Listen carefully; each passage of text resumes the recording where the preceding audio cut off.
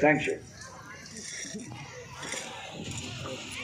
మనం నిలబడి ఉండగా పరిశుద్ధ గ్రంథంలో నుంచి ప్రకటన అధ్యాయము 19వ వచనం, 19వ అధ్యాయం 7వ వచనాన్ని మన మధ్యలో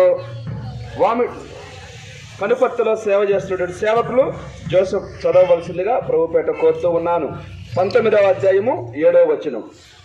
గొర్రెపిల్ల వివాహోత్సవ సమయము వచ్చినది, ఆయన భార్య తన్ను తాను సిద్ధపరుచుకొని ఉన్నది కనుక మనము సంతోషపడి ఉత్సహించి ఆయనను మహిమపరచడమని చక్కగా వింటిని. ప్రార్థన చేసుకుందాం. మన మధ్యలో చాటగొట్లలో